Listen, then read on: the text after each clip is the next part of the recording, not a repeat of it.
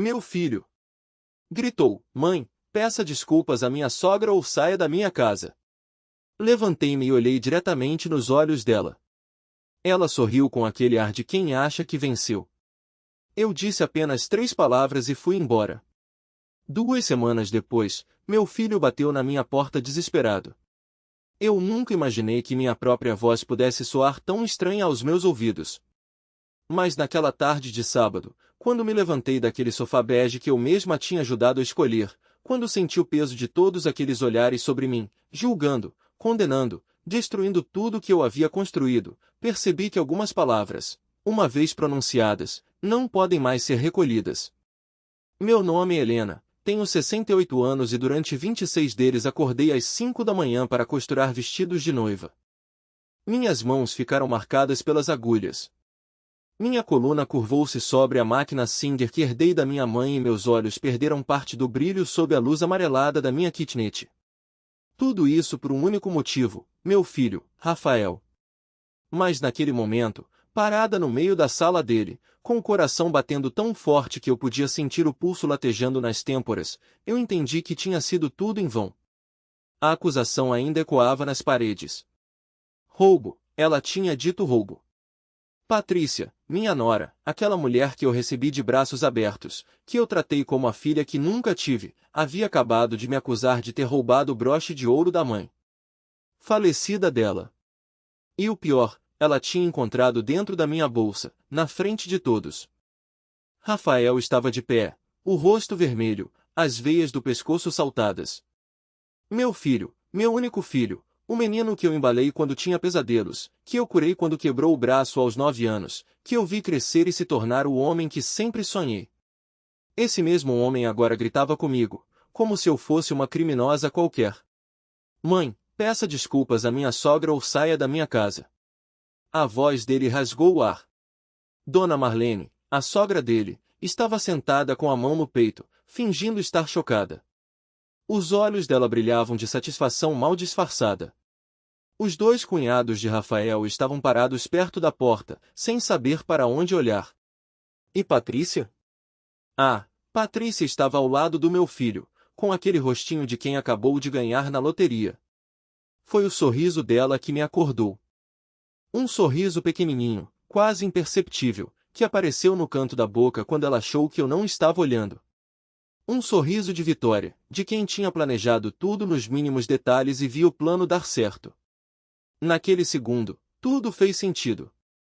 A festa de aniversário dela 3 dias antes, quando ela fez questão absoluta de que eu levasse minha bolsa preta para a sala enquanto todos estavam no jardim.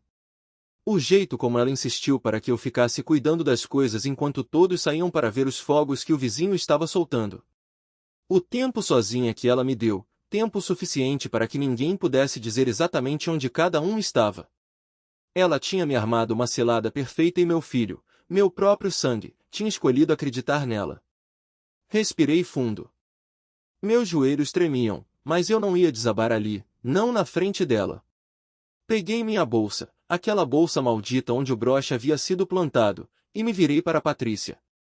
Ela ainda tinha aquele sorrisinho nos lábios. Olhei bem nos olhos dela.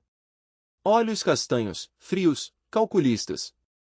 Olhos que eu tinha visto chorar de emoção no casamento, mas que agora entregavam a verdade. Ela nunca me respeitou. Eu sempre fui apenas um obstáculo no caminho dela. O silêncio na sala ficou pesado. Rafael esperava que eu implorasse perdão, que eu me humilhasse, que eu caísse de joelhos. Dona Marlene ajeitou o colar no pescoço, esperando o show. Os cunhados trocaram olhares desconfortáveis e então eu disse apenas 3 palavras calmas, firmes, carregadas de uma promessa que nem eu mesma sabia ainda como cumprir. Você vai pagar. Não gritei, não chorei. Apenas deixei cada sílaba cair no ar como uma sentença. O sorriso de Patrícia congelou. Virei as costas e caminhei em direção à porta. Rafael ficou parado, boca e aberto. Acho que ele esperava qualquer reação, menos aquela. Esperava lágrimas, desespero, súplicas. Mas eu já tinha aprendido naqueles 68 anos de vida que dignidade vale mais do que qualquer palavra de conforto que você pode arrancar de quem não te respeita. Saí daquele apartamento, o apartamento que eu tinha comprado para ele com suor e sangue, e fechei a porta. Sem bater. Desci os 3 lances de escada porque não quis esperar o elevador. Não quis correr o risco de alguém vir atrás de mim e me ver desmoronando. Só quando entrei no ônibus segurando firme na barra de metal, porque minhas pernas não paravam de tremer, foi que as lágrimas vieram silenciosas, quentes, amargas. Uma senhora ao meu lado perguntou se eu estava bem. Eu menti que sim. Mas a verdade é que naquele momento eu sentia como se tivessem arrancado um pedaço de mim. Porque não foi só a acusação, não foi só a humilhação, foi a escolha dele. Meu filho tinha escolhido acreditar nela sem me dar o benefício da dúvida, sem ao menos me escutar. Ele me expulsou da casa dele, da minha casa, como se eu fosse nada. Mas enquanto o ônibus seguia pela Avenida Paulista, algo começou a queimar no meu peito. Não era só dor, era raiva, era indignação, era um fogo que eu não sentia há muito tempo. E então eu pensei, você vai pagar? Não foi uma ameaça vazia. Eu ia fazer valer cada palavra, porque eu posso ser velha, posso ter a pele marcada pelo tempo e as mãos cansadas de tanto trabalhar. Mas eu não sou e eu não ia deixar que aquela mulher destruísse tudo que eu tinha construído sem ao menos lutar. O que eu não sabia ainda era que em 2 semanas meu filho estaria batendo na minha porta, desesperado, implorando por ajuda. E dessa vez seria ele quem precisaria das minhas 3 palavras. Mas isso ainda estava por vir. Se você quer descobrir como essa história virou do avesso e o que aconteceu quando a verdade veio à tona, inscreva-se no canal e ative o sininho para não perder nenhum detalhe dessa reviravolta, porque eu prometo, essa história está apenas começando e o final vai fazer tudo valer a pena. Eu sei que você deve estar se perguntando como é que uma mãe chega a esse ponto? Como é que um filho vira as costas para quem deu a vida por ele? Pois eu vou te contar desde o começo, porque para entender o tamanho da traição, você precisa entender o tamanho do sacrifício. Tudo começou em 1997. Rafael tinha apenas 12 anos quando meu marido, Antônio, sofreu um infarto. Foi numa manhã de terça-feira, dessas, sem nada de especial. Ele estava tomando café, reclamando do trânsito que ia pegar no caminho para o trabalho quando simplesmente caiu. Não gritou, não pediu ajuda, apenas levou a mão ao peito e desabou na frente de mim e do Rafael. 46 anos. Esse foi o tempo que Deus deu para meu Antônio. Lembro do velório como se fosse ontem. Rafael chorava agarrado em mim e eu precisava ser forte por nós dois. Mesmo que por dentro estivesse despedaçada, porque eu não era só viúva. Eu era uma viúva com um filho pré-adolescente, morando de aluguel, sem profissão registrada, sem pensão, sem nada além de uma máquina de costura antiga e ir 3.200 reais na poupança. As pessoas do bairro foram gentis nas primeiras semanas, traziam marmita, ofereciam ajuda, diziam aquelas frases que todo mundo diz, mas que não resolvem nada. Vai dar tudo certo. Deus sabe o que faz. O tempo cura. Mas quando o mês virou e o aluguel venceu, foi só eu, Rafael, e a realidade nua e crua. Foi aí que comecei a costurar profissionalmente. Antes eu só fazia uns arranjos aqui e ali, consertava roupa de vizinha, pregava botão, mas agora precisava virar costureira de verdade. Comprei tecidos no Brás com o dinheiro que sobrou do enterro. Anunciei serviços na igreja, deixei meu número em salões de beleza. O primeiro vestido de festa que fiz foi para a filha da dona Célia, minha vizinha. Recebi 180. Chorei quando o dinheiro caiu na minha mão, porque era meu, conquistado com o meu próprio suor. Rafael cresceu vendo a mãe trabalhar. Acordava às 5 da manhã com o barulho da máquina Singer. Dormia ao som das agulhas batendo no tecido.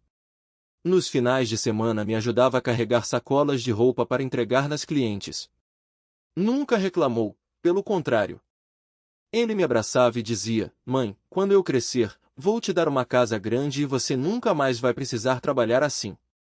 Essas palavras me davam força para continuar. Quando Rafael completou 17 anos, passou no vestibular para engenharia civil numa faculdade particular. O curso custava por mês. Eu ganhava, quando tinha bastante serviço, uns 2.400. Fiz as contas. Mesmo cortando tudo, não ia dar. Foi quando comecei a fazer os vestidos de noiva. Vestido de noiva dá trabalho. São dias de prova, ajuste, renda, bordado, pedraria. Mas paga melhor. Cobrei 200 no primeiro. E a noiva ficou tão feliz que me indicou para 3 amigas. De repente, eu tinha fila de espera. Trabalhava até meia-noite, dormia 4 horas, acordava e recomeçava. Rafael se formou em 5 anos. 5 anos onde eu paguei cada mensalidade em dia. R$50x 60 meses dá R$111 mil. Mas com material, livros, transporte e alimentação, no final gastei R$187 mil. Eu tenho cada recibo guardado, cada comprovante, cada nota fiscal. Quando ele se formou em 2005, foi o dia mais feliz da minha vida. Vi meu filho de beca recebendo o diploma e pensei, valeu a pena. Cada madrugada, cada agulhada no dedo, cada dor nas costas, valeu. Ele conseguiu um emprego bom, ganhando 3.200 ralês por mês. Não era muito, mas era dele, conquistado com o diploma que eu paguei. Rafael morava comigo ainda na kitnet de um quarto que eu tinha alugado no Jabaquara. Ele insistia em me dar 800 ralês por mês para ajudar. Eu aceitava porque ele ficava feliz de contribuir, mas guardava metade para ele mesmo, sem contar. 2 anos depois, em 2007, Rafael conheceu Patrícia. Ela trabalhava como recepcionista numa clínica odontológica, bonita, educada, simpática, cabelo liso na altura dos ombros, sorriso fácil, jeito de menina comportada. Quando Rafael me apresentou ela, pensei, graças a Deus, meu filho encontrou alguém de bem. Que idiota eu fui! Eles namoraram 3 anos. Nesse tempo, eu me esforcei para criar uma relação boa com ela. Chamava a Patrícia para almoçar todo domingo. Ensinei ela a fazer as receitas que Rafael gostava. Até dei para ela uns brincos de prata que eram meus. Ela me chamava de mãe Helena e dizia que nunca tinha tido uma sogra tão carinhosa. Em 2010, Rafael me pediu ajuda. Ele e Patrícia queriam se casar, mas não tinham dinheiro para nada, nem festa, nem apartamento, nada. Ele estava ganhando 4.500 na época. Ela, momas, 800. E os dois tinham acabado de financiar um carro usado. Eu tinha juntado ao longo dos anos 128 mil rilês. Era minha reserva de emergência, minha segurança, meu futuro, mas era meu filho pedindo e uma mãe não nega, né? Paguei 65 mil ienes para a festa de casamento. Buffet, decoração, vestido da noiva, que eu mesma costurei, mas comprei tecidos caríssimos que ela escolheu, músico, tudo. Foi no salão do clube com 180 convidados. Patrícia chorou de emoção quando viu tudo pronto. Me abraçou e sussurrou, obrigada, mãe. Eu nunca vou esquecer o que a senhora fez por nós. Mas o maior presente veio em 2015. Rafael tinha sido promovido e estava ganhando 8.900. Patrícia tinha largado o emprego porque disse que queria cuidar da casa e planejar uma família. Eles moravam de aluguel num apartamento pequenininho e Rafael vivia reclamando que jogava dinheiro fora todo mês. Eu tinha juntado de novo, trabalhando sem parar, pegando encomendas de vestidos até de outras cidades. Tinha 340 mil raios na poupança. Era para ser minha aposentadoria, sabe? Eu já estava com 58 anos, começando a sentir dor nas mãos por causa de artrite. Mas quando Rafael me contou que tinha achado um apartamento de 2 quartos no Ipiranga, novinho, e que o dono pedia 340 mil reais à vista, eu não pensei 2 vezes. Comprei o apartamento no nome dele. Transferi cada centavo que eu tinha juntado em 18 anos de trabalho. Rafael chorou quando assinou a escritura. Me abraçou forte e disse, mãe, eu não mereço você. Eu juro que vou te honrar para sempre. Patrícia também chorou. Disse que ia cuidar da casa como se fosse um altar. Prometeu que eu sempre teria um quarto lá, que aquela casa era minha também. Continuei morando na minha kitnet. Um cômodo só, com banheiro minúsculo e cozinha americana. Pagava 950 ralhas de aluguel. Rafael insistiu para eu ir morar com eles, mas recusei. Disse que eles precisavam de privacidade, que eram um casal jovem, que eu ficava bem sozinha. A verdade, eu não queria atrapalhar. Continuei costurando, mas mais devagar. Meu corpo não aguentava mais o ritmo de antes. Fazia uns 3, 4 vestidos por mês. Ganhava em média 2.100 gaters. Dava para pagar aluguel, comida e remédios. E eu era feliz, feliz porque meu filho estava bem, porque ele tinha uma casa, uma esposa, uma vida digna. Eu tinha cumprido minha missão de mãe. Ou pelo menos era isso que eu achava, porque o que eu não sabia, o que eu não podia imaginar, é que cada centavo daqueles, cada sacrifício, cada noite em claro estava sendo esquecido, apagado, pisoteado, e que em breve aquela mulher que eu tratei como filha ia usar tudo isso contra mim. Mas, como eu disse, eu ainda não sabia. Ainda faltava o inferno chegar. Os primeiros 2 anos depois que Rafael e Patrícia se mudaram para o apartamento foram bons, ou pelo menos era o que eu achava. Todo domingo eu ia almoçar lá, levava uma sobremesa, às vezes um bolo de fubá que Rafael adorava desde pequeno, outras vezes um pudim de leite condensado. Patrícia sempre me recebia com um abraço, me chamava para ajudar na cozinha, pedia conselhos sobre tempero, sobre como deixar o arroz soltinho. Parecia genuíno, parecia real. Rafael estava feliz, trabalhava muito, mas chegava em casa e encontrava a mesa posta, a casa arrumada, a esposa sorridente. Ele olhava para ela como se tivesse ganhado na loteria. E eu pensava, graças a Deus, meu filho encontrou uma mulher de verdade. Mas as coisas começaram a mudar em 2017, Rafael recebeu uma promoção grande, virou gerente de projetos e passou a ganhar 18.500 horas por mês. Era mais dinheiro do que ele jamais tinha visto na vida. Mais dinheiro do que eu jamais tinha visto na vida inteira. E foi como se alguém tivesse virado uma chave dentro de Patrícia. A primeira coisa que mudou foi a roupa dela. De repente, ela só usava marcas, bolsa de couro, sapato importado, vestido que custava mais do que eu ganhava em um mês inteiro. O cabelo que antes ela mesma pintava em casa, agora era feito num salão chique da Vila Mariana a cada 3 semanas. Unhas sempre impecáveis, maquiagem perfeita, perfume que você sentia a 3 metros de distância. Eu não julguei, pensei. Ela tem direito de se cuidar, né? O dinheiro é deles. Mas junto com a mudança de visual, veio a mudança de atitude. Num domingo, cheguei para o almoço usando uma blusa florida que eu mesma tinha costurado. Nada de especial, mas estava limpa, passada, apresentável. Quando entrei na sala, Patrícia olhou para mim de cima a baixo e soltou com um sorrisinho fino.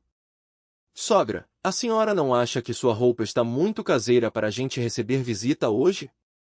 Visita? Eu era visita agora? Gelei. Rafael estava na cozinha e não ouviu.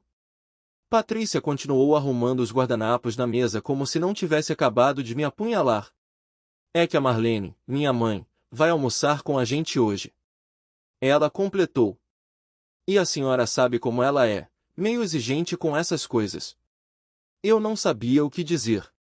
Fiquei ali parada, segurando meu bolo de fubá, que de repente parecia tão ridículo, tão deslocado naquele ambiente de cristais e louças finas.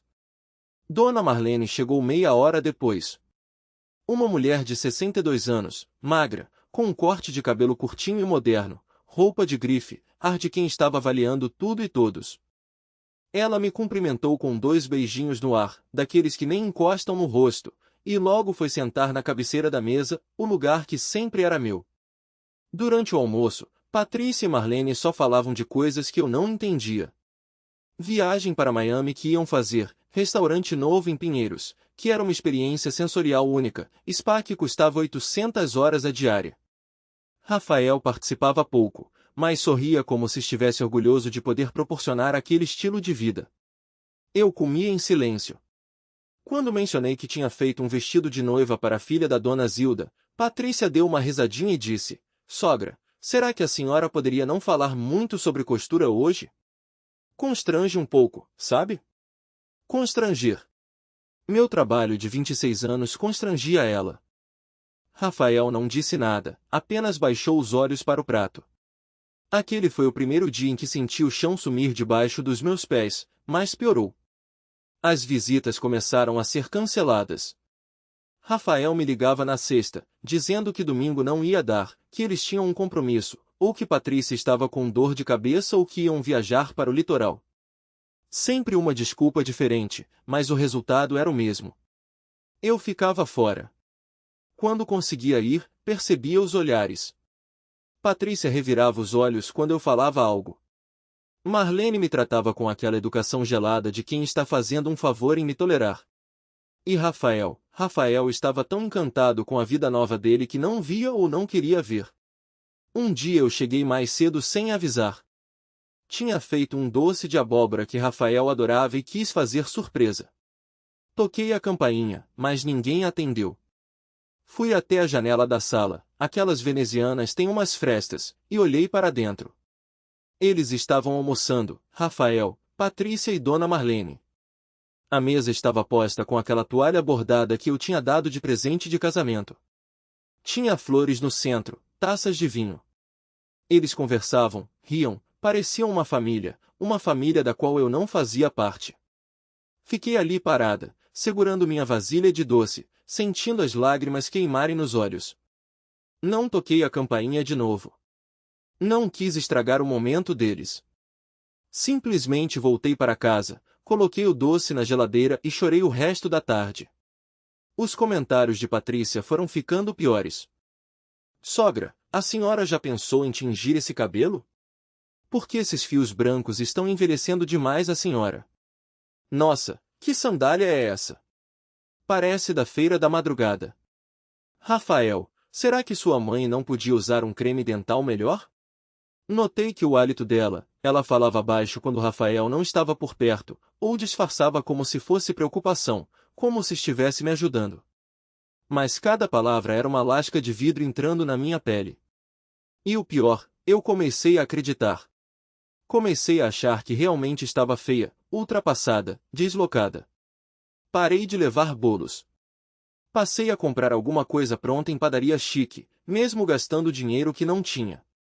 Comprei uma blusa nova, mais moderna, que me deixou com 3 dias de orçamento apertado. Tentei pintar o cabelo sozinho em casa e ficou irregular, manchado. E Patrícia fez questão de notar, ai, sogra, que pena que ficou assim.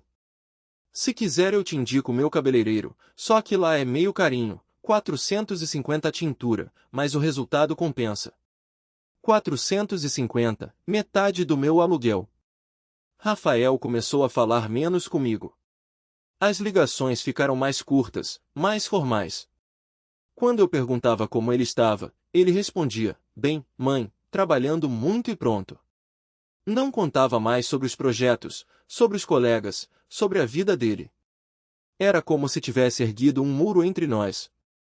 Tentei conversar com ele uma vez.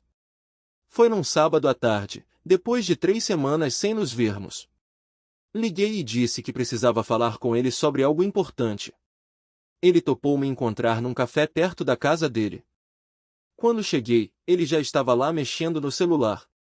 Me cumprimentou com um beijo rápido e logo perguntou, e aí, mãe? O que foi? Aconteceu alguma coisa? Tomei coragem e disse, filho, eu sinto que você está distante. Sinto que não faço mais parte da sua vida. Será que eu fiz alguma coisa errada? Ele suspirou. Aquele suspiro cansado de quem não quer ter aquela conversa. Mãe, é impressão sua. Eu só estou muito ocupado no trabalho. E a Patrícia também tem os compromissos dela, sabe? A gente tem uma rotina agora, mas isso não significa que eu não te amo. Mas, filho, eu quase não vejo mais você. E quando vejo, sinto que a Patrícia não gosta muito que eu esteja lá. Ele me cortou. Mãe, para com isso. Patrícia adora você. Ela sempre fala bem da senhora. O problema é que às vezes você fica com umas manias de voz chata, sabe? Fica falando de coisa de antigamente, fica reclamando das roupas dela, fica dando palpite onde não devia. Fiquei muda. Eu nunca tinha reclamado das roupas de Patrícia. Nunca tinha dado palpite, mas ela tinha feito Rafael acreditar nisso. Filho, eu nunca. Mãe, eu preciso ir. Patrícia me ligou. A gente tem um jantar daqui a pouco. Ele pagou o café, me deu um abraço rápido e foi embora. Fiquei sentada naquela mesa por quase uma hora, olhando para a xícara vazia, tentando entender onde eu tinha errado, onde tinha perdido meu filho. A verdade doía demais para eu aceitar. Eu não tinha perdido ele. Ele tinha sido roubado de mim. E a ladra usava batom vermelho, sorria bonito e me chamava de sogra enquanto me apagava aos poucos da vida dele.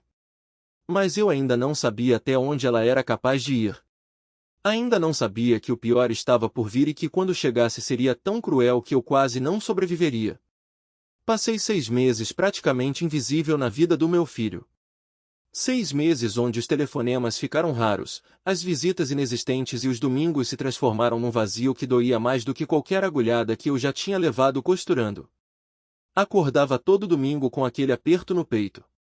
Olha para o telefone, esperando que tocasse, que Rafael dissesse: "Mãe, vem almoçar com a gente." Mas não tocava. Eu tentava ligar, mas ele sempre tinha uma desculpa pronta. "Mãe, hoje a gente vai sair. Hoje a Patrícia não está bem. Hoje a gente já combinou com o pessoal do trabalho." Até que parei de ligar, porque tem um limite para a humilhação que a gente aguenta, sabe? Tem um ponto onde você percebe que está incomodando, que está sobrando e que o melhor a fazer é se recolher. Mas o pior não era a ausência dele. O pior era sentir que eu estava sendo substituída. Foi numa tarde de quinta-feira, 3 da tarde, que decidi passar na frente do apartamento.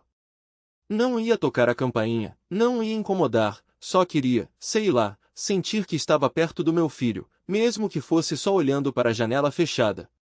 Quando cheguei na esquina, vi o carro de Rafael parado na garagem. Achei estranho, porque normalmente ele só chegava depois das 7.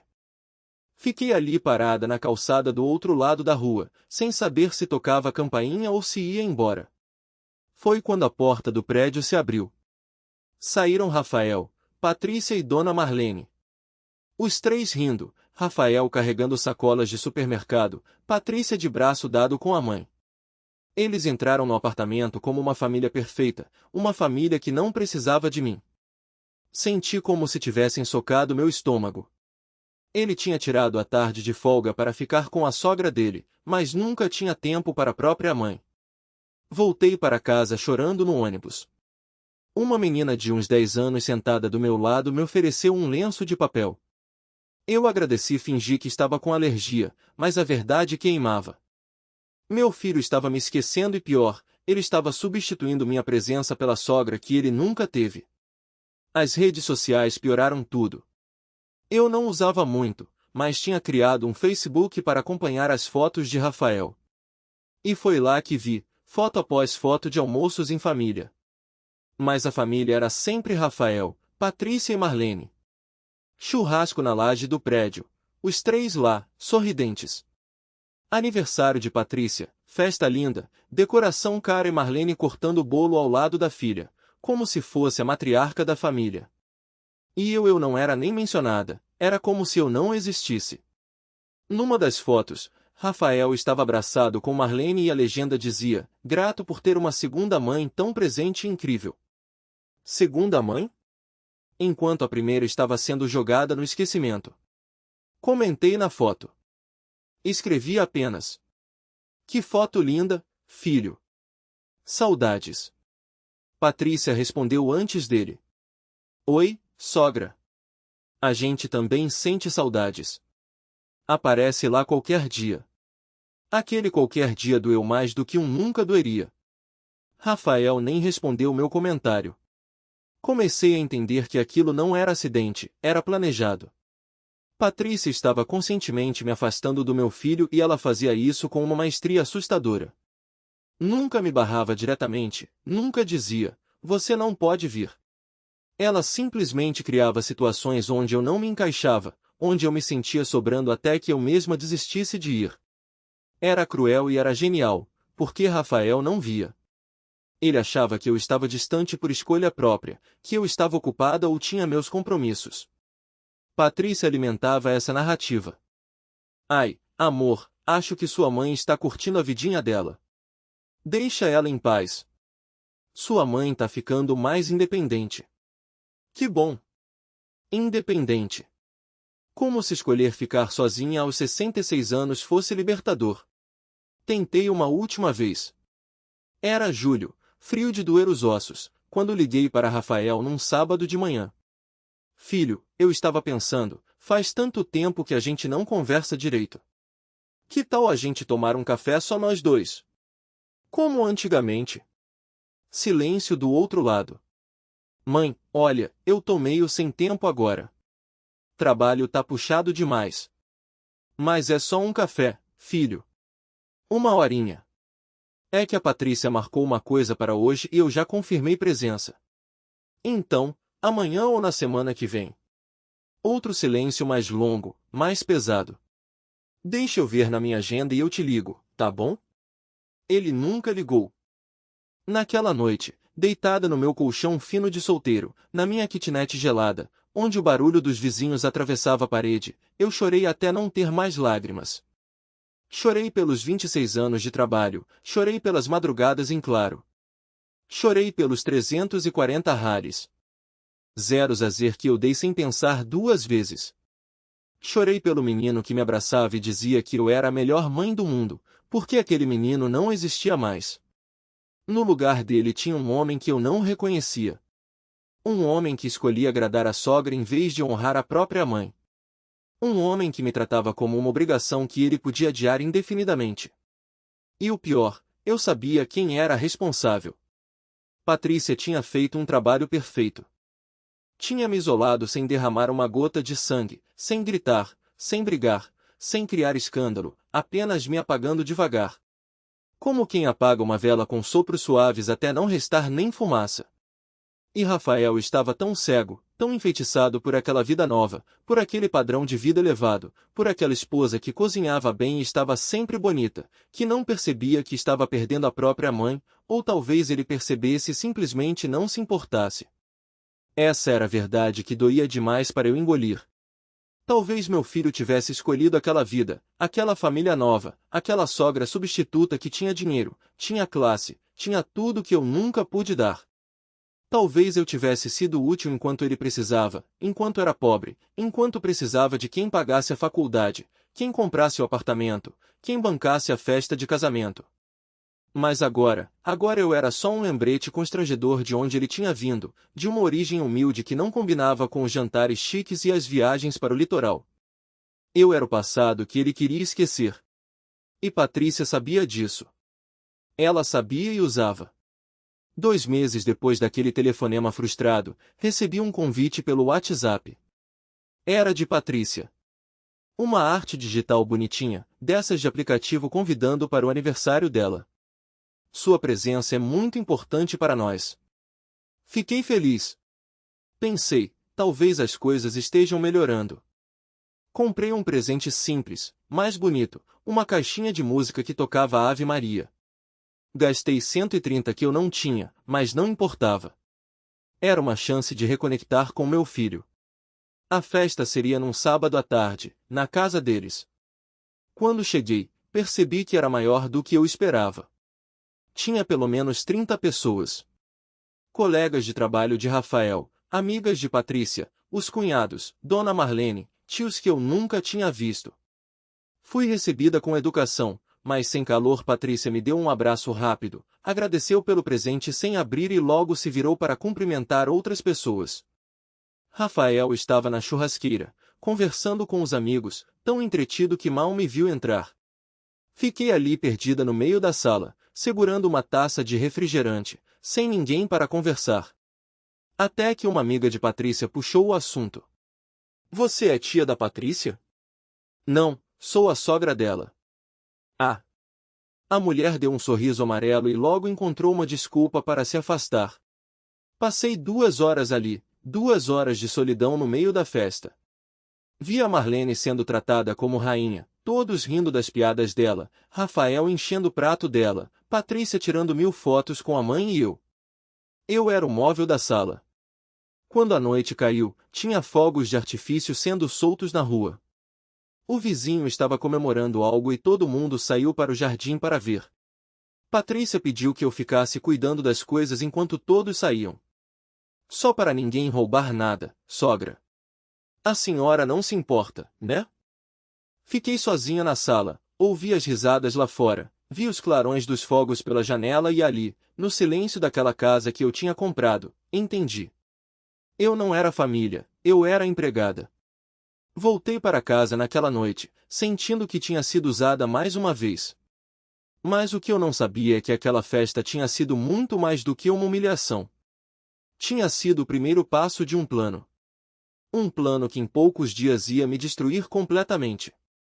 3 dias depois da festa, numa terça-feira de manhã, meu telefone tocou. Era a Patrícia. A voz dela estava diferente, trêmula, chorosa, desesperada. Sogra, a senhora está aí. Meu coração disparou. Quando alguém te liga nesse tom, você já imagina o pior. Estou sim, filha. O que aconteceu? É o Rafael? Não, não é ele. É uma coisa minha, muito grave. Eu preciso te contar, mas não queria preocupar o Rafael ainda. Sentei na cama, as mãos começaram a suar. Pode falar, Patrícia.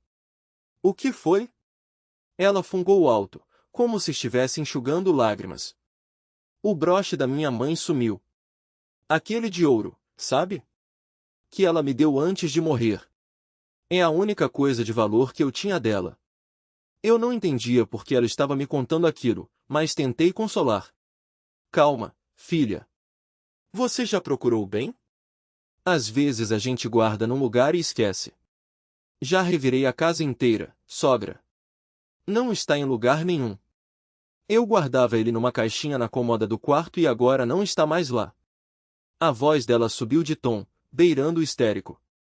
E o pior é que teve muita gente em casa no sábado na minha festa, gente que eu nem conhecia direito. E se alguém pegou? Meu estômago gelou. Você acha que alguém roubou? Eu não sei, sogra. Eu não quero acreditar nisso. Mas o broche valia 8.000 canterzeis. Minha mãe tinha mandado avaliar antes de morrer. Era ouro maciço com 3 pérolas pequenas, uma peça de 1952 e agora sumiu. Tentei ser racional, Patrícia, você precisa fazer um boletim de ocorrência. Se realmente foi roubado. Não, eu não quero envolver polícia nisso. Imagina a vergonha, sogra. O Rafael ia ficar arrasado, os amigos dele todos iam ficar sabendo. Eu só queria que aparecesse. Ela chorou mais um pouco e desligou, dizendo que ia continuar procurando. Fiquei ali sentada, com o telefone na mão, sentindo algo estranho, uma pontinha de desconfiança que eu não conseguia explicar, mas logo afastei o pensamento. Helena, para de ser paranoica. A menina perdeu uma joia da mãe falecida. É normal estar desesperada. Passaram-se 4 dias. Nesse meio tempo, Patrícia me mandou mais 3 mensagens. Sempre sobre o broche, sempre dizendo que estava arrasada, que não conseguia dormir pensando nisso. Uma das mensagens dizia: sogra, eu fico pensando, quem será que pegou? Tinha tanta gente aqui, até gente que eu não conhecia bem. Que situação horrível. No sábado seguinte, Rafael me ligou. A voz dele estava séria. Mãe, você pode vir almoçar aqui em casa hoje? A Patrícia fez questão de te chamar. Meu coração deu um pulo. Fazia mais de um mês que ele não me convidava para nada. Claro, filho. Que horas? 12h. Cheguei às 11h50, pontual como sempre. Toquei a campainha e Patrícia abriu. Ela me cumprimentou com um abraço mais apertado que o normal. Oi, sogra. Entra, entra. Deixe eu pegar sua bolsa. Ela estendeu a mão para pegar minha bolsa preta, aquela que eu usava sempre de couro sintético, já meio desgastada nas alças. Não precisa, filha. Eu deixo aqui no sofá mesmo. Imagina, sogra. Deixa eu guardar no quarto, assim não atrapalha. Achei estranho, mas entreguei. Ela levou minha bolsa para o quarto e voltou rapidinho. O almoço estava na mesa. Arroz, feijão, um frango assado, farofa. Rafael estava arrumando os pratos. Dona Marlene também estava lá, sentada na cabeceira, com aquele ar de rainha que ela sempre tinha. Oi, Helena. Ela me cumprimentou com aquele tomado de sempre. Oi, Marlene. Sentamos para comer. A conversa estava estranha, forçada. Rafael falava pouco. Patrícia estava visivelmente tensa. Marlene me lançava olhares estranhos. Tentei puxar assunto algumas vezes, mas tudo morria ali. Estava acabando a sobremesa quando os cunhados de Rafael chegaram, Davi e Rodrigo, irmãos de Patrícia.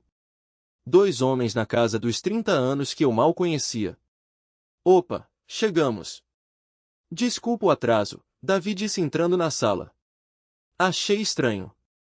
Rafael não tinha me falado que mais gente ia almoçar, mas não comentei nada. Foi aí que Patrícia se levantou. O rosto dela estava branco. Gente, eu preciso falar uma coisa. Todos olharam para ela. Meu coração começou a acelerar, sem eu entender por quê. Eu não ia tocar nesse assunto hoje, mas eu não aguento mais. Vocês sabem que o broche da minha mãe sumiu, né? Rafael franziu a testa. Sumiu como, Patrícia?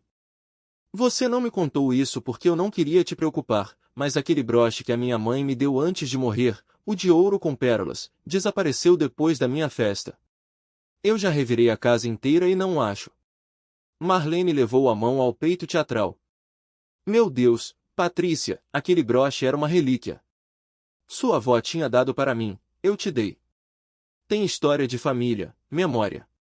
Eu sei, mãe, por isso eu tô desesperada. Rafael se levantou. Mas por que você não me contou antes?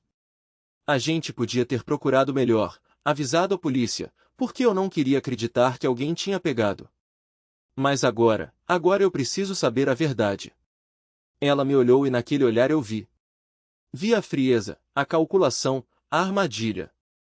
Sogra, ela disse, e a voz dela era de quem estava prestes a chorar.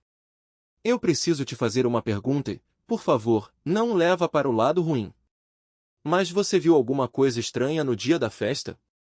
Alguém mexendo nas coisas, entrando no quarto? Gelei.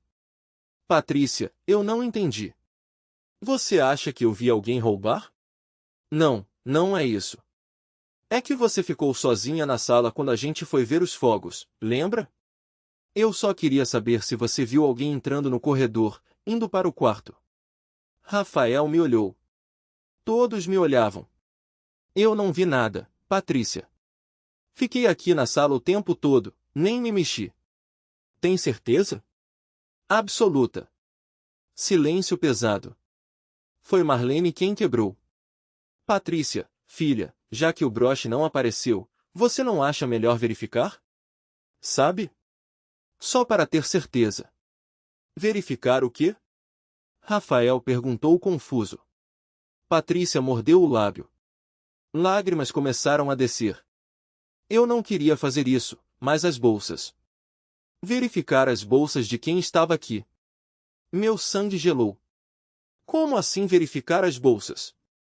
Minha voz saiu trêmula. Só para descartar, sogra. Por favor, não leva para o mal. É só para a gente ter certeza que ninguém pegou sem querer, sabe? Às vezes a pessoa confundiu, achou que era dela. Rafael balançou a cabeça. Patrícia, isso é ridículo. Minha mãe não ia. Eu sei que ela não ia, amor, mas eu preciso de paz. Eu preciso saber que fiz tudo para achar o broche da minha mãe. Ela já estava chorando de verdade agora ou fingindo muito bem. Olhei para o meu filho, esperei que ele me defendesse, que dissesse, não vou deixar você humilhar minha mãe assim. Mas ele não disse. Ele apenas ficou ali mudo, olhando para sua esposa, chorando. Tudo bem, eu disse, a voz fria. Pode verificar. Patrícia foi buscar minha bolsa no quarto. Voltou segurando ela com as 2 mãos, como se fosse uma prova criminal. Colocou em cima da mesa de jantar, abriu o zíper e enfiou a mão lá dentro. Cada segundo era uma eternidade. Meu coração batia tão forte que eu ouvia o pulso nos ouvidos. Ela revirou a bolsa, tirou minha carteira, meu celular velho, meu lenço, as chaves de casa. E então a mão dela parou. Ela puxou algo pequeno, dourado, que brilhou sob a luz. O broche. Meu Deus! Marlene sussurrou. Rafael ficou branco. Os cunhados trocaram olhares e Patrícia me olhou com aqueles olhos cheios de lágrimas, segurando o broche na mão trêmula. Sogra, por quê? O mundo desabou. Eu não conseguia respirar. Era como se alguém tivesse enfiado um punho no meu peito e arrancado o ar de dentro. Olhei para o broche dourado na mão de Patrícia, aquelas 3 pérolas pequeninas brilhando sob a luz da sala, e meu cérebro simplesmente travou. Isso não é possível. Foi tudo o que consegui dizer. Marlene se levantou da cadeira tão rápido que a mesa tremeu. Eu não acredito, Patrícia, minha filha, eu sinto muito. Que situação horrível, mãe. Eu também não queria acreditar. Patrícia chorava, apertando o broche contra o peito. Rafael estava paralisado, olhando para mim como se eu fosse uma estranha. Filho, eu não peguei isso. Eu juro por Deus. Eu não sei como esse broche foi parar na minha bolsa. Minha voz saiu aguda, desesperada. Eu estava implorando para que ele acreditasse em mim, mas os olhos dele estavam cheios de confusão, de decepção, de nojo. Mãe, como? Por quê? Eu não peguei. Gritei e minha voz ecoou pela sala inteira. Os cunhados deram um passo para trás. Davi sussurrou algo para Rodrigo que eu não consegui ouvir. Patrícia fungou alto, enxugando as lágrimas com as costas da mão. Sogra, eu não entendo. Se a senhora precisava de dinheiro, por que não pediu? A gente ia ajudar. Não precisava fazer isso. Eu não fiz nada. Minha voz rachava. Alguém colocou isso na minha bolsa. Alguém armou para mim. Armou? Marlene soltou uma risada seca. Pelo amor de Deus, Helena, quem ia fazer uma coisa dessas e por quê? Olhei para Patrícia, olhei fundo naqueles olhos castanhos, e por uma fração de segundo vi. Vi o brilho de vitória escondido sob as lágrimas. Vi o canto da boca dela querendo subir num sorriso que ela lutava para conter. Ela tinha feito aquilo, tinha plantado o broche na minha bolsa. Mas como eu podia provar? Rafael, filho, olha para mim. Minha voz estava quebrada, mas eu precisava que ele me ouvisse. Eu criei você sozinha. Trabalhei 26 anos para te dar tudo. Você acha mesmo que eu ia roubar?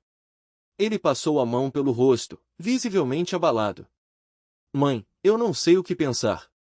O broche estava na sua bolsa. Por que alguém colocou lá? Quem? Mãe, quem ia fazer isso? O grito dele me fez recuar um passo. Nunca, em 44 anos de vida, Rafael tinha levantado a voz comigo daquele jeito. Patrícia soluçou mais alto, dramática. Amor, por favor, não grita. Isso está sendo horrível para todo mundo. Ela se aproximou de Rafael, colocou a mão no braço dele. Ele a puxou para um abraço protetor, como se ela fosse a vítima ali.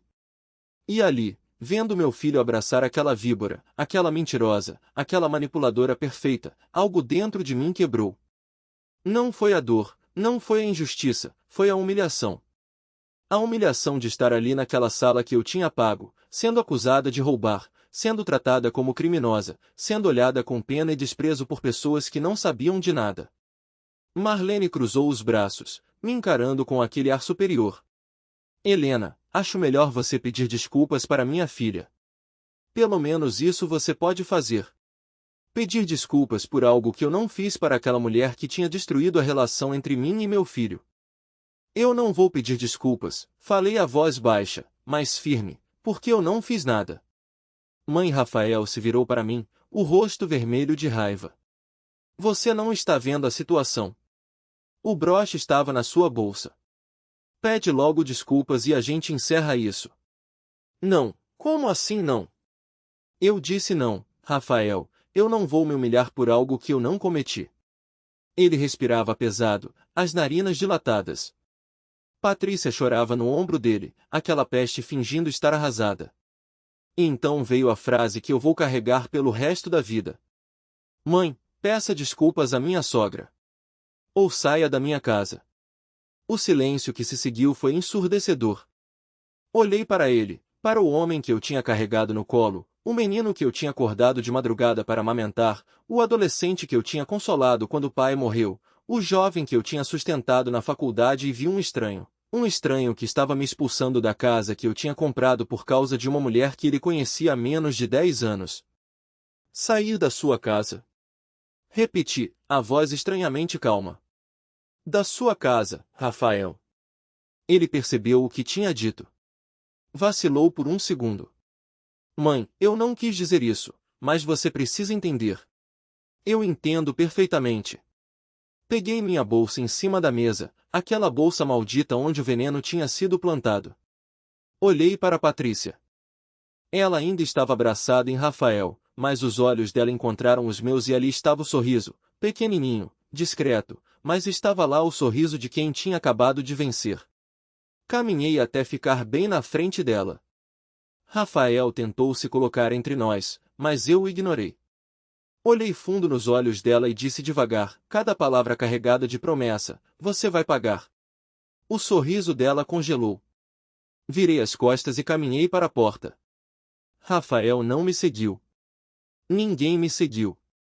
Saí daquele apartamento com a cabeça erguida, mesmo com o coração em pedaços.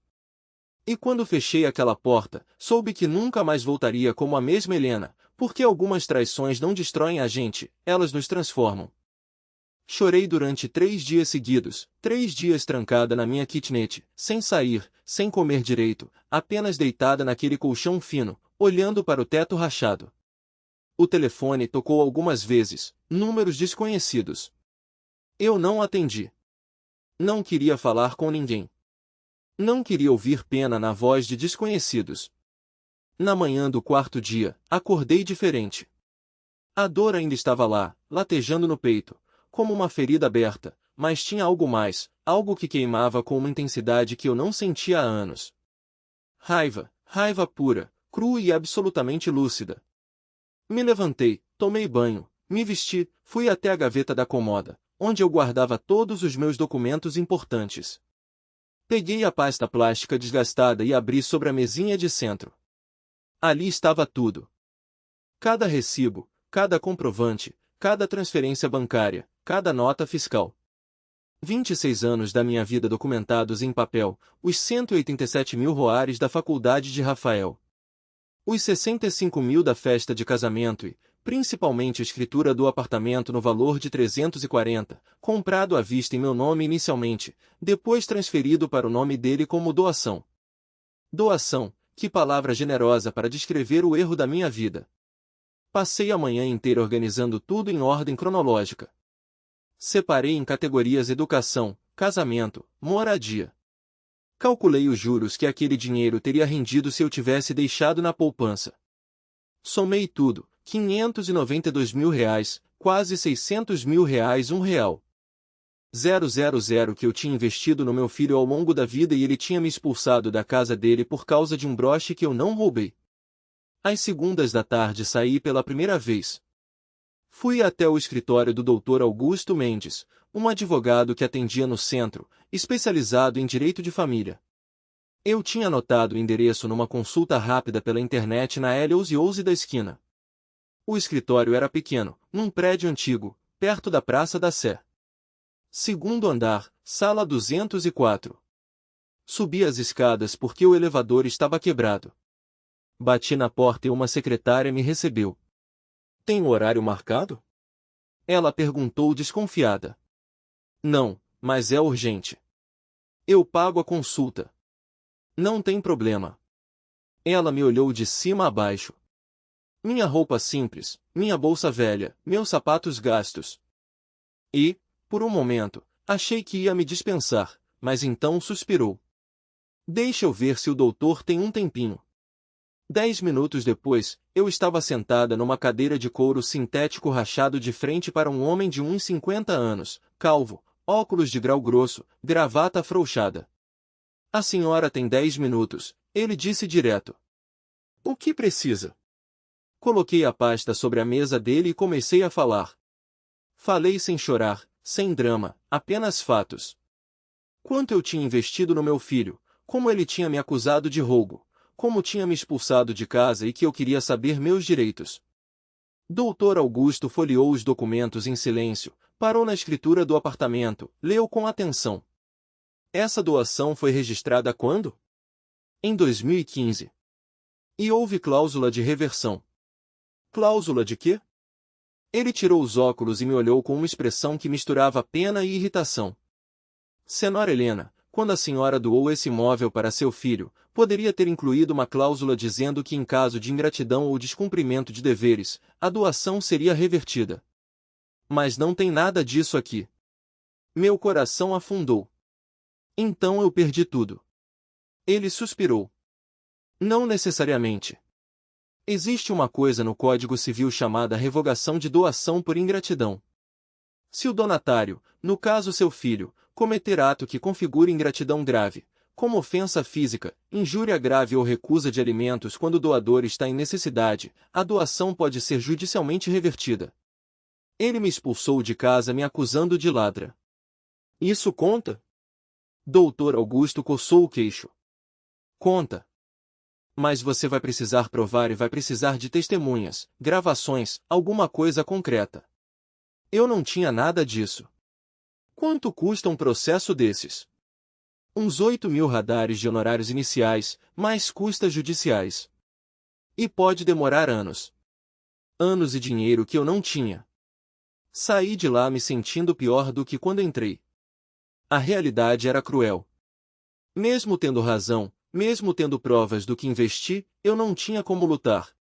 Mas então, caminhando pela rua Barão de Tapetinga, parei em frente a uma placa pequena. Investigações particulares, discrição garantida. Algo dentro de mim acendeu. Subi até o 3º andar. Toquei a campainha. Um homem de uns 40 anos, camisa social sem gravata, me atendeu. Posso ajudar? Quanto custa para investigar alguém? Ele me convidou para entrar. Sentei numa cadeira de plástico enquanto ele se acomodava atrás de uma mesa cheia de papéis. Depende do tipo de investigação. O que a senhora precisa? Preciso de informações sobre minha nora, financeiras, dívidas, qualquer coisa que ela esteja escondendo. Ele anotou algo num bloco.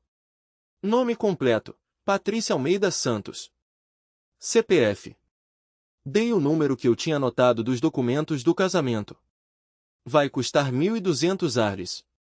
Em uma semana eu te trago um relatório completo. 1.200 HS. Era quase tudo que eu tinha guardado para emergências, mas eu paguei porque eu não ia desistir, não sem lutar. Saí daquele escritório com um único pensamento martelando na minha cabeça. Se Patrícia tinha me armado aquela cilada, ela não era santa. E quem não é santo deixa rastros. Eu só precisava encontrá-los. E quando encontrasse, meu filho ia ver quem era a verdadeira ladra naquela história. A semana que se seguiu foi a mais longa da minha vida. Cada minuto arrastava como hora. Cada hora parecia um dia inteiro. Eu acordava de madrugada com o coração disparado, pensando no relatório que o investigador estava preparando. Será que ia encontrar alguma coisa? Ou eu tinha jogado 1.200 roles no lixo? Tentei me manter ocupada. Peguei 2 encomendas de vestido de festa que tinha recusado antes.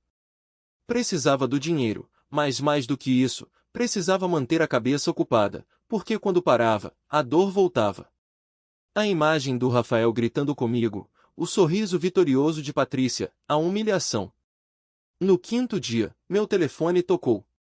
Era um número que eu não reconhecia, mas atendi mesmo assim. Alô, Dona Helena. É o investigador Luiz Fernando. Eu terminei o relatório. Meu coração quase saiu pela boca. Então, você encontrou alguma coisa? Encontrei bastante coisa. A senhora pode passar aqui hoje? 2 horas depois, eu estava sentada naquela mesma cadeira de plástico com um envelope pardo na minha frente. Mãos tremendo, abri. O relatório. Tinha 15 páginas. Luiz Fernando começou a explicar enquanto eu folheava. Sua nora tem um histórico financeiro problemático. Ela possui 4 cartões de crédito, todos no limite máximo. A dívida total é de 43.880. Meu queixo caiu. 43 mil isso. E ela vem pagando apenas o mínimo há 8 meses. Os juros estão comendo ela viva. Tem compra em loja de roupa de grife, restaurante caro, salão de beleza, spa, viagem. Ela gasta muito além do que ganha, mas ela não trabalha. Exatamente. Tudo está sendo pago com o salário do seu filho, ou melhor, estava sendo pago até ela estourar todos os limites. Continuei lendo. Tinha prints de faturas de cartão, compras de 2.300 da HES numa loja de bolsas, 1.850 num jantar para 6 pessoas, 980 ares em sapatos importados. E tem mais, Luiz disse pegando outra folha. Lembra do broche que ela disse que era herança da mãe? Meu sangue gelou. Lembro. Eu rastreei. Encontrei o recibo de compra. Ela comprou esse broche há 3 meses num brechó de luxo na Alameda Lorena. Pagou R$ 890. R$ 890? Não, R$ 8.500. Mas ela disse que era da mãe, que a mãe tinha mandado avaliar antes de morrer. Luiz deu um sorriso amargo. A mãe dela está viva e mora em Guarulhos. Dona Marlene Silva, 62 anos, funcionária pública aposentada. E pelo que eu apurei, elas têm uma relação, digamos, complicada. Marlene ajuda a filha financeiramente, mas reclama bastante disso. Minha cabeça rodava, tudo era mentira. Tudo. Ela forjou tudo. Sussurrei. Comprou o broche, inventou a história, plantou na minha bolsa. Aparentemente sim. E olha só isso aqui. Ele me mostrou outra página. Era o extrato bancário de uma conta conjunta entre Rafael e Patrícia. Essa conta tinha 34.616 raros depositados há 2 meses, dinheiro que seu filho vinha juntando. Olha o que aconteceu. Ele apontou para uma série de saques. 5.000, 3.800, 2.500 alers, 4.200 Tudo em terminais de autoatendimento. Ela está sangrando a conta aos poucos, provavelmente para pagar as dívidas dos cartões sem que ele perceba, mas não está sendo suficiente. A dívida só cresce. Fiquei olhando para aqueles números, para aquelas provas concretas da mentira que era minha nora. Luiz, posso ficar com esse relatório? É seu, já está pago. Saí daquele escritório com o envelope apertado contra o peito e pela primeira vez em 10 dias senti algo parecido com esperança. Mas eu não ia confrontar Patrícia. Não ainda. Porque se ela tinha me ensinado alguma coisa, era que vingança silenciosa é muito mais eficaz que escândalo. No dia seguinte, procurei Dr. Augusto de novo. Mostrei o relatório. Ele leu tudo com atenção, ajustando os óculos a cada página. Com isso aqui, a senhora tem um caso sólido. Podemos entrar com uma ação de revogação de doação por ingratidão comprovada. E também podemos notificar seu filho extrajudicialmente sobre a situação financeira da esposa. Ele tem direito de saber quanto vai custar. Pelos documentos que a senhora já trouxe, eu aceito fazer por 5.000 RS. Metade agora, metade quando ganharmos. Eu não tinha 5.000, tinha apenas 2.100 guardados. Posso pagar metade agora e o resto em 3 meses? Ele pensou por um momento. Pode, mas a senhora entende que isso pode levar tempo, né? Processo judicial não é rápido. Eu sei, mas quero fazer. Assinamos o contrato naquela mesma tarde. Doutor Augusto preparou uma notificação extrajudicial, um documento formal com toda aquela linguagem jurídica, informando Rafael de que eu estava requerendo a devolução do apartamento ou o valor equivalente atualizado, com base em ingratidão grave e comprovada, e anexou cópia de todos os comprovantes de pagamento. Isso vai ser entregue pessoalmente para ele no trabalho. Provavelmente um oficial vai bater lá e entregar.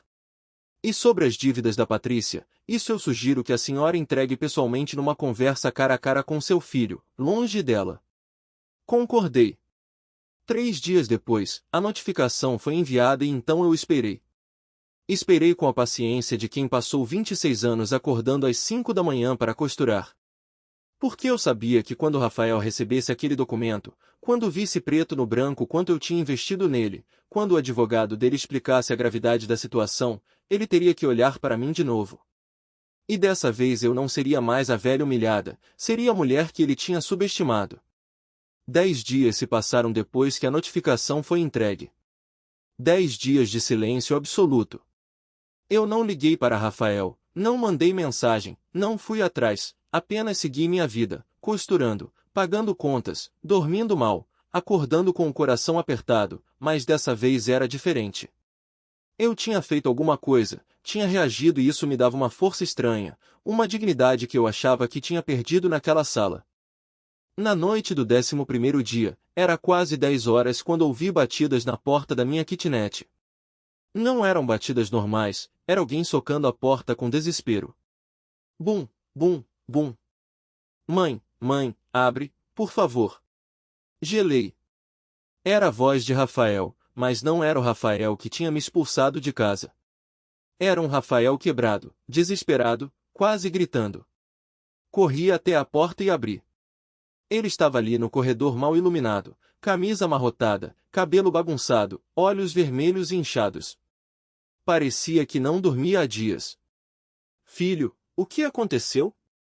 Ele entrou tropeçando e, antes que eu pudesse dizer qualquer coisa, desabou no meu ombro, chorando, chorando como uma criança. O corpo dele inteiro tremia. Mãe, mãe, me desculpa. Pelo amor de Deus, me desculpa. Fechei a porta devagar, ainda processando o que estava acontecendo. Meu filho, que tinha me expulsado, que tinha acreditado na mentira da esposa, que tinha me humilhado na frente de todos, estava ali aos prantos, me pedindo perdão. Parte de mim queria empurrá-lo porta a, mas outra parte, a parte mãe que nunca morre, o abraçou de volta. Calma, filho, respira. Me conta o que aconteceu. Levei ele até o sofá pequeno. Ele sentou com a cabeça entre as mãos, tentando controlar o choro. Peguei um copo de água. Ele bebeu tudo de uma vez. Ela foi embora. Mãe, quem? Patrícia.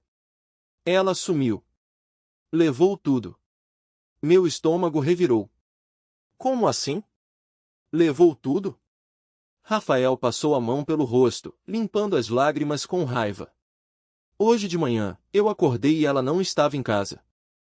Achei estranho, mas pensei que tinha saído cedo. Quando cheguei do trabalho à noite, a casa estava vazia. Ela tinha levado as roupas dela, as joias, as bolsas, tudo. E zerou nossa conta conjunta, 22.300 que a gente tinha. Sumiu. Fiquei em silêncio processando. E deixou um bilhete. Ele continuou, a voz embargada. Um bilhete maldito, dizendo que não aguentava mais viver com um homem que não sabia impor limites à mãe, que eu era fraco, manipulado e que ela merecia coisa melhor. Ele soluçou de novo. Mas o pior, mãe, o pior foi o que ela confessou antes de sumir.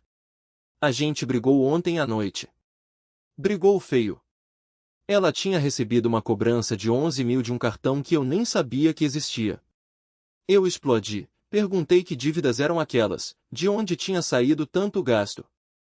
E ela jogou tudo na minha cara. Ele me olhou, os olhos cheios de dor e vergonha. Ela confessou, mãe, confessou que o broche não era da mãe dela, que ela tinha comprado num brechó que plantou na sua bolsa, que armou tudo para te afastar de mim, porque você atrapalhava os planos dela. As palavras saíram como socos no ar. Eu deveria sentir alívio, deveria sentir vitória, mas tudo o que senti foi uma tristeza profunda. Ela disse que fez aquilo porque queria que eu fosse só dela, que não tinha espaço para você na vida que ela queria construir e que se eu fosse homem de verdade, já teria te esquecido há muito tempo. Rafael enterrou o rosto nas mãos de novo. Mãe, eu sou um lixo. Eu acreditei nela. Expulsei você da minha casa, da casa que você pagou, por causa de uma mentira. E agora perdi tudo. Perdi você, perdi o dinheiro, perdi minha dignidade. Fiquei ali sentada ao lado dele, sem saber o que dizer. Parte de mim queria dizer, eu avisei. Eu tentei te contar. Mas que adiantava? Ele estava destruído, completamente quebrado. E tem mais, mãe, ele disse, a voz sumindo. Chegou uma notificação no meu trabalho do seu advogado, dizendo que você está pedindo o apartamento de volta por ingratidão. Ele me olhou, os olhos vermelhos transbordando. E eu não posso nem ficar com raiva, porque você tem razão. Eu fui ingrato, fui cego, fui burro. O silêncio pesou entre nós. Mãe, eu não tenho dinheiro para te devolver. Patrícia gastou tudo, as economias, o cartão, tudo. E agora ainda tem as dívidas dela que ficaram no meu nome porque eu era fiador de 2 cartões. 17.000 reais que eu vou ter que pagar. Ele segurou minha mão. A mão dele estava gelada, tremendo. Me perdoa, eu sei que não mereço. Sei que você tem todo o direito de me mandar embora, de tomar o apartamento, de nunca mais falar comigo. Mas eu tô te implorando, mãe. Me dá uma chance de consertar. Uma chance só. Olhei para aquele homem na minha frente. Meu filho, o menino que eu embalei, que eu criei, que eu sacrifiquei tudo para ver crescer. E vi o quanto ele tinha se perdido, o quanto nós dois tínhamos perdido. Rafael, eu disse, a voz firme, mas não cruel. Eu te amo, sempre vou te amar, mas amor sem respeito não constrói nada. E você me desrespeitou da pior forma possível. Me acusou de ladra, me expulsou da minha própria casa, escolheu acreditar numa mentira em vez de me dar o benefício da dúvida. Ele baixou a cabeça envergonhado. Eu sei, mãe, e eu vou carregar isso pelo resto da vida. Então, você vai aprender, continuei, vai aprender que confiança se conquista, que família não é descartável e que dignidade tem preço. Ele olhou para mim, esperançoso e assustado, ao mesmo tempo. Você vai me perdoar? Respirei fundo. Vou porque você é meu filho, mas com uma condição. Rafael me olhou com aqueles olhos vermelhos, cheios de uma mistura de esperança e medo. Ele esperava que eu dissesse algo simples, algo fácil, mas eu não ia facilitar. Não dessa vez. Qual condição, mãe? Levantei, fui até a gaveta onde guardava os documentos e voltei com a pasta que tinha levado para o advogado. Coloquei na mesinha de centro na frente dele. Abre. Ele abriu com mãos trêmulas, começou a folhear. Vi o exato momento em que a ficha caiu. Os olhos dele se arregalaram ao ver os valores, os recibos, os comprovantes, página após página de sacrifício documentado. Mãe, eu não sabia que era tanto. Não sabia ou não quis saber. Ele ficou em silêncio. 187.000 na sua faculdade, 65.000 no seu casamento, 340.000 no apartamento. Isso sem contar os anos que eu te sustentei morando comigo, a comida, a roupa, o material escolar, tudo. Você sabe quanto isso dá atualizado com juros? Ele balançou a cabeça incapaz de falar. Quase 600.000 reais, Rafael. 600.000. Enquanto eu morava numa kitnet de aluguel, comendo arroz e ovo para economizar, você vivia uma vida que eu nunca vou ter.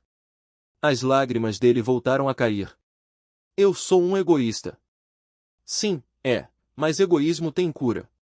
Sabe como? Ele me olhou esperando. Humildade, trabalho e consequências. Sentei de novo ao lado dele. A minha condição é a seguinte. Você vai vender o apartamento. O rosto dele ficou branco. Vender? Isso mesmo.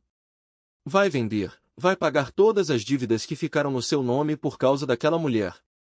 E com o que sobrar, você vai comprar um lugar mais simples. Um lugar que caiba no seu bolso real, não nas mentiras que vocês dois estavam vivendo. Ele abriu a boca para protestar, mas eu levantei a mão. Não terminei. Você vai fazer isso sozinho, sem minha ajuda, sem meu dinheiro, sem meu nome como fiador ou qualquer coisa do tipo. Porque você precisa aprender a viver de acordo com o que você ganha, não com o que eu construí para você. Rafael passou a mão pelo rosto, engolindo o seco.